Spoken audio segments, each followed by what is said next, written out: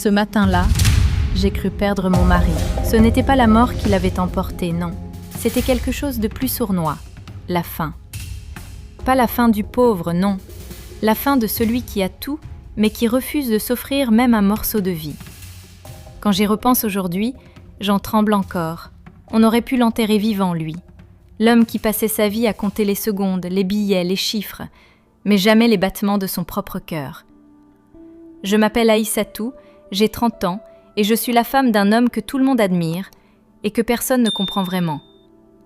Lui, c'est Mamadou, 40 ans, teint noir, profond comme la terre après la pluie, costume toujours repassé, regard dur comme la pierre. Un homme que le succès a façonné, mais que l'amour n'a jamais réussi à ramollir. Nous avons 2 enfants, deux petits soleils, qui rient fort malgré les ombres qui traversent la maison. Mamadou a bâti sa richesse avec la patience d'un maçon et la prudence d'un vieil aigle. Chaque franc a une histoire, chaque dépense un soupir. Il a investi dans des boutiques, des camions, des immeubles, dont je ne connais même pas les adresses. Mais chez nous, le réfrigérateur reste souvent vide. Les rideaux sont propres, mais vieux, et la table du dîner ressemble parfois à celle d'un jeûneur obstiné. Ce n'est pas qu'il ne nous aime pas, il aime à sa manière, sans geste, sans cadeau, sans mots. Pour lui, aimer, c'est prévoir. Prévoir, c'est économiser. Et économiser, c'est retenir son souffle à chaque dépense inutile. Sauf que, petit à petit, il a aussi retenu sa vie. Je me souviens du jour où j'ai compris que quelque chose n'allait pas. Il revenait du travail, plus mince, plus pâle, le regard perdu dans un horizon que lui seul voyait. Il s'asseyait à table, touchait le riz, mais ne mangeait presque pas. Parfois il disait qu'il avait déjà mangé au bureau. Je savais que c'était faux. Je le voyais maigrir jour après jour, comme une bougie qui brûle sans flamme. J'ai essayé de lui parler, doucement, avec la tendresse d'une femme qui ne veut pas blesser. « Mamadou, tu dois te reposer, tu dois manger. » Il m'a répondu avec ce ton calme et froid qu'il garde pour les chiffres. « Aïssatou, tu ne comprends pas. Celui qui dépense aujourd'hui s'endort demain le ventre vide. » Et moi, j'ai baissé les yeux, comme toujours, parce qu'il savait parler avec l'autorité d'un prophète. Nos enfants, eux, ne comprenaient pas pourquoi leur père refusait parfois un simple jus de fruits ou pourquoi on reportait l'achat de nouveaux cahiers alors que tout le quartier savait qu'il avait de l'argent. Un soir, notre fils a dit à sa sœur « Papa, il garde de l'argent pour le jour où on mourra. » Et cette phrase m'a traversée comme un couteau, parce qu'il avait raison. Mamadou gardait tout, pour après. Mais il oubliait que la vie, c'est maintenant. Les semaines passaient, il travaillait plus, dormait moins.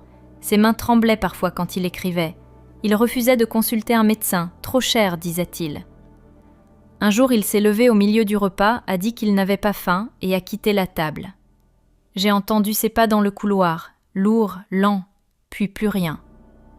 Quand je l'ai trouvé, il était assis dans le noir, le dos contre le mur, les yeux ouverts, mais absents. Je l'ai appelé, pas de réponse. Il respirait mais faiblement. J'ai crié son nom encore et encore sans savoir que ce n'était que le début de la fin. Ce soir-là, quelque chose a basculé. L'homme fort que tout le monde respectait n'était plus qu'une ombre prisonnière d'un corps épuisé. Je l'ai regardé et pour la première fois j'ai compris. Ce n'était pas la pauvreté qui tuait les gens, mais la peur d'en manquer. Et cette peur, elle avait fini par manger mon mari avant même qu'il ne touche à son assiette. Je me souviens avoir prié cette nuit-là, pas pour qu'il devienne riche, il l'était déjà, pas pour qu'il guérisse, non, mais pour qu'il ouvre les yeux, sur nous, sur la vie, sur lui-même. La suite, elle s'écrit là où la peur devient vérité, et ce jour-là, cette vérité allait frapper à notre porte. Depuis cette nuit-là, quelque chose avait changé dans notre maison.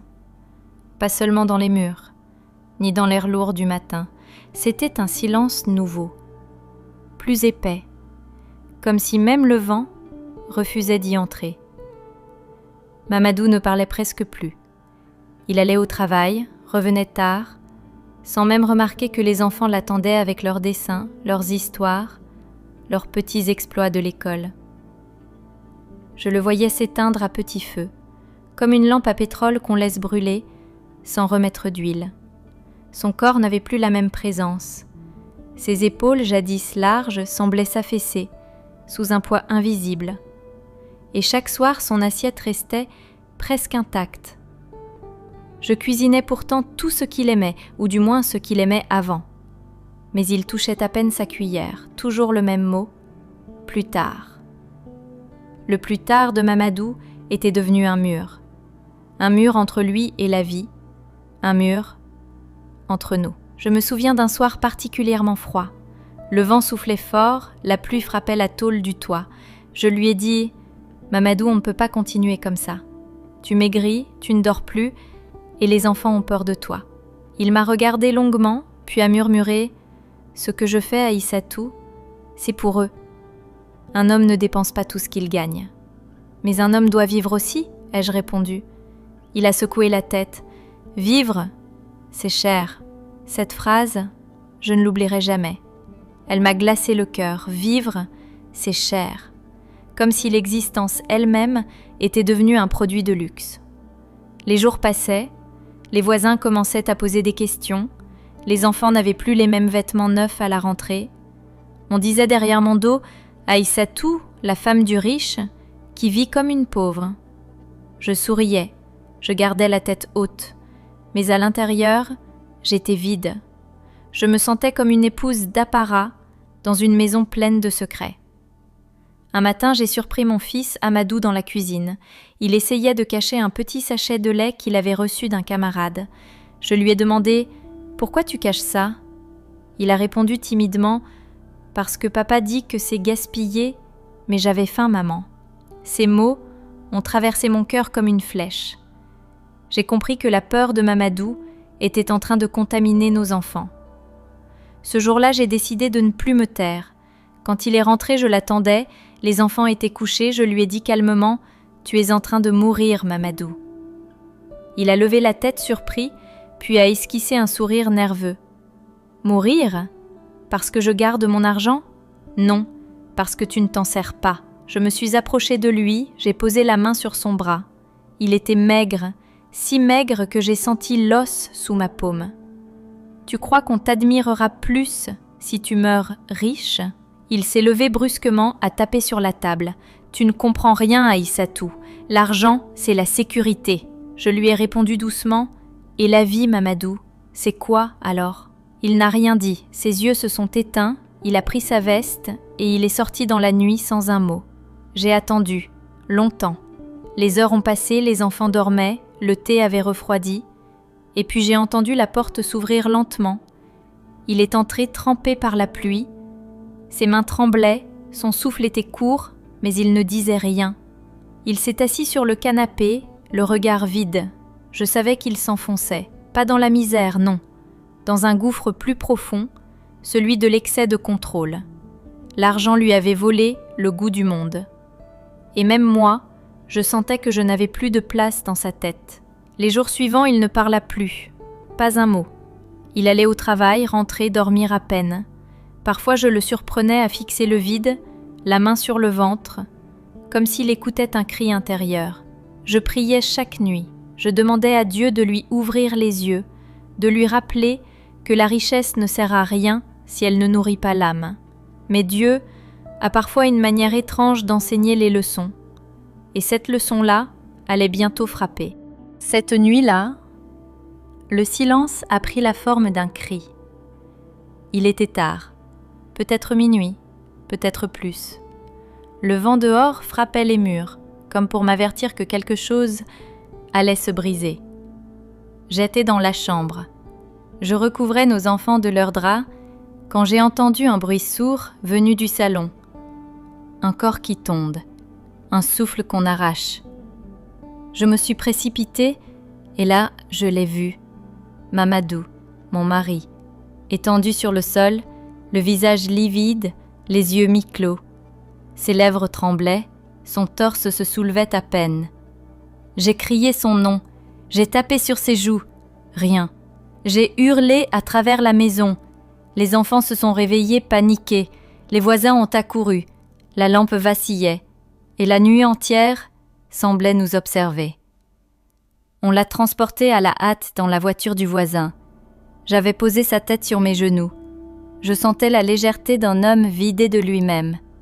Son odeur n'était plus celle de la fatigue, mais celle du vide, un vide que même la richesse ne pouvait remplir.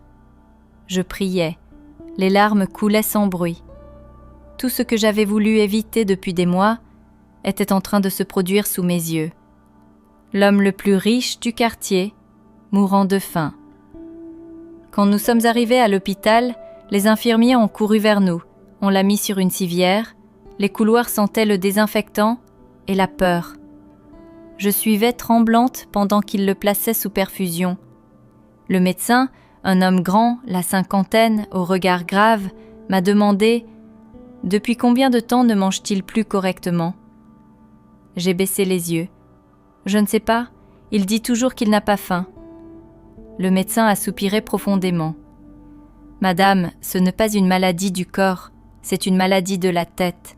Votre mari souffre de privation extrême, il est affamé. » Ces mots m'ont transpercé. Affamé. Un mot qu'on utilise pour les pauvres, pas pour les hommes riches comme lui. Je ne savais plus si je devais avoir honte ou pleurer. Le médecin a poursuivi. Son corps est affaibli. Son estomac a presque oublié comment se nourrir. Il a besoin d'aliments simples, naturels. Il s'est tourné vers moi avec une douceur rare. Allez chercher de la bouillie bien préparée, avec du lait de chamel et du miel. C'est ce qu'il faut. Et surtout, dites-lui que l'argent n'a pas de goût. Je n'ai pas répondu. Je suis sortie en courant sous la nuit noire, les pieds nus sur le gravier. Le marché du quartier ne dormait jamais complètement. J'ai trouvé une vieille vendeuse de mil. Sans poser de questions, elle m'a aidée à préparer la bouillie. Je me souviens encore de la vapeur chaude, du parfum du lait sucré, du miel qui brillait dans la lumière des lampes à pétrole. Je priais en remuant la marmite. Quand je suis revenue à l'hôpital, il respirait encore, faiblement. Je me suis approchée, j'ai soulevé sa tête, j'ai murmuré « Mamadou, c'est moi, bois un peu ». Il a ouvert les yeux, à moitié conscient. Ses lèvres ont à peine bougé. J'ai porté la cuillère à sa bouche. Il a goûté, une gorgée, puis une autre. J'ai vu sa main trembler, comme si la vie revenait lentement le visiter. Le médecin, à côté de moi, observait en silence. Puis il a dit doucement « Vous savez, madame, parfois, il faut tomber pour comprendre que l'argent ne sert pas de nourriture. » J'ai hoché la tête, les larmes plein les yeux. Les heures ont passé, je n'ai pas fermé l'œil. Je regardais cet homme, l'homme que j'aimais malgré tout, branché à des fils, des messages, des chiffres qui bipaient à chaque seconde. Ironie cruelle, toute sa vie, il avait compté l'argent, et ce soir-là, c'étaient des machines qui comptaient ses battements de cœur. Quand le matin s'est levé, il a ouvert les yeux pour de bon. Il m'a regardé longtemps, sans parler. Puis d'une voix faible, « Aïssatou, je ne veux plus vivre comme ça. » Je me suis penchée, j'ai pris sa main. « Alors vis, Mamadou, vis pour nous, pas pour ton argent. » Il a pleuré. Pour la première fois depuis notre mariage, pas des larmes d'orgueil, des larmes d'homme. Je crois que ce jour-là, le vrai Mamadou est mort, et un autre est né à sa place. Le jour où Mamadou est sorti de l'hôpital, le soleil avait un éclat différent. Ce n'était pas la lumière qui avait changé, non, c'était lui. Il marchait lentement, soutenu par mon bras. Le visage encore pâle, mais dans ses yeux, il y avait une chose que je n'avais pas vue depuis des années, de la paix. Il ne disait rien. Le trajet du retour s'est fait en silence, mais ce silence-là n'était plus celui de la peur ni du calcul. C'était un silence plein d'humilité, comme celui d'un homme qui revient d'un long voyage à l'intérieur de lui-même. Arrivé à la maison, les enfants ont couru vers lui. Ils se sont accrochés à ses jambes en riant sans comprendre ce qu'il venait de traverser. Je l'ai vu les serrer fort contre lui, les embrasser, les soulever dans ses bras, comme s'il voulait rattraper tout le temps perdu. Moi, j'avais les larmes aux yeux, parce que pour la première fois depuis longtemps, j'avais devant moi non pas un riche, mais un père. Les premiers jours furent étranges. Il ne travaillait pas. Il restait assis dehors, sur le banc, sous le grand manguier. Il regardait les enfants jouer. Il écoutait le vent souffler dans les feuilles. Parfois, il m'appelait doucement. « Aïssatou, Tu peux me faire encore la bouillie avec le lait et le miel ?» Je souriais. Cette bouillie, celle qui avait sauvé sa vie, était devenue pour lui le symbole de son réveil. Petit à petit, il reprenait des forces, mais ce n'était pas seulement son corps qui guérissait, c'était son cœur. Un matin, il est venu s'asseoir à côté de moi pendant que je balayais la cour. Il m'a dit d'une voix ferme mais douce. « Aïssatou, j'ai réfléchi. Toute ma vie, j'ai amassé l'argent pour me sentir en sécurité. Mais aujourd'hui, je comprends que j'étais prisonnier de ce que je croyais posséder. » Je l'ai regardé sans parler. Il a poursuivi. « J'ai construit des murs autour de nous pensant nous protéger, mais en vérité, j'ai enfermé ma propre famille dedans. » Ces mots, simples et lourds, sont restés dans mon cœur. C'était la première fois qu'il reconnaissait ses erreurs, sans chercher d'excuses. Il m'a pris la main, et j'ai senti que cette fois, il n'y avait plus de distance entre nous. Quelques jours plus tard, il a décidé d'agir. Il a réuni les enfants dans le salon et a dit « À partir d'aujourd'hui, notre maison va respirer la vie. » Puis il a sorti de son bureau une enveloppe pleine de billets et l'a posée sur la table. « Cet argent ne servira plus à dormir, il servira à nourrir, à sourire, à partager. » Les enfants ont sauté de joie. Je n'arrivais pas à y croire. Je voyais le même homme, mais son regard avait changé. Il n'y avait plus cette lueur dure, cette peur du manque. Il y avait une lumière chaude, celle de quelqu'un qui a compris que la vraie richesse, c'est la paix du cœur. Les semaines suivantes, Mamadou reprit le travail, mais différemment. Il ne passait plus ses journées enfermé dans ses comptes. Il sortait avec nous, allait au marché, riait, offrait des cadeaux à ses enfants, sans calculer. Un soir, il m'a emmené dîner dehors, pour la première fois depuis notre mariage. La nuit était belle, la brise douce, et je me souviens qu'il a dit en souriant « Tu vois, Aïssatou, vivre n'est pas si cher que ça finalement. » Nous avons ri longtemps, et j'ai senti que ce rire-là, c'était le son même du bonheur. Mais ce que je n'avais pas prévu, c'est que Mamadou allait aller encore plus loin. Son expérience, cette chute brutale suivie d'un miracle, avait laissé une trace profonde en lui. Il voulait que cette leçon serve à d'autres. Un matin, il m'a annoncé calmement « J'ai pris une décision. » « Laquelle ?» ai-je demandé. Il a souri. « Je vais créer une fondation pour nourrir les orphelins, pour aider ceux qui, comme moi, ont oublié ce que veut dire « partager ». J'ai cru que je rêvais. L'homme qui refusait de dépenser 1 franc pour un repas chaud voulait désormais nourrir les enfants du quartier. C'était comme voir un désert devenir jardin, et ainsi, la maison qui autrefois respirait la peur de dépenser devint un lieu de rire, de repas, de partage. Mamadou, lui, avait enfin compris ce que les années ne lui avaient pas appris. L'argent peut bâtir des murs, mais l'amour seul construit une maison. Quelques mois ont passé, depuis ce jour où la mort a frôlé notre maison, et pourtant, on aurait dit qu'elle avait laissé derrière elle une bénédiction. Mamadou n'était plus le même homme. Il avait gardé la même voix grave, la même allure fière, mais quelque chose dans son regard s'était apaisé. Il souriait plus souvent, il riait avec les enfants, et surtout, il remerciait. La fondation qu'il avait créée avait pris forme plus vite que je ne l'aurais cru.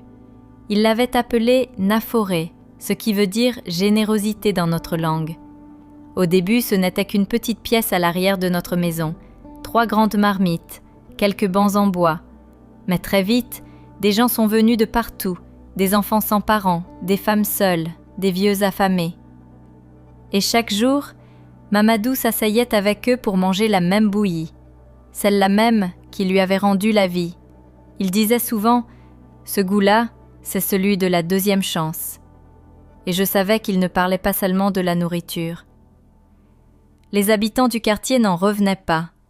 Celui qu'ils appelaient autrefois le riche au cœur sec était devenu le père du partage. Des hommes venaient lui demander conseil, des jeunes s'inspiraient de son parcours. Il ne cherchait plus à impressionner, il voulait simplement transmettre. Un jour, le chef du village l'invita à parler lors d'une cérémonie publique. Je me souviens de cette scène comme si c'était hier. La place était pleine. Les femmes portaient leurs plus beaux pagnes, les enfants chantaient, et le soleil se couchait lentement derrière les manguiers. Mamadou monta sur l'estrade, vêtu simplement d'un boubou blanc. Je tenais nos enfants à mes côtés, et quand il prit la parole, le silence fut total. Il dit « J'ai passé la moitié de ma vie à courir derrière l'argent, pensant que c'était lui qui me rendrait fort. Mais un jour, j'ai compris qu'on peut mourir riche et vide. La vraie pauvreté, ce n'est pas le manque d'argent, c'est le manque de cœur. L'homme qui garde tout pour lui finit par se priver de tout.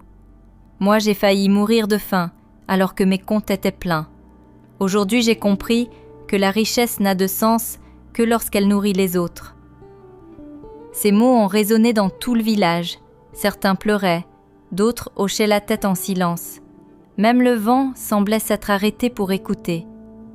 À la fin de son discours, il a levé les yeux vers le ciel et a ajouté « Dieu ne bénit pas l'argent qu'on enferme, mais celui qu'on partage. » Les applaudissements ont éclaté, comme une pluie d'espérance. Les enfants sont montés sur scène pour l'embrasser, et moi, j'ai senti mon cœur gonfler d'une fierté douce et reconnaissante. Depuis ce jour, chaque matin, la Fondation Naforé ouvre ses portes. Le son des rires, des cuillères dans les bols et des bénédictions remplit la cour.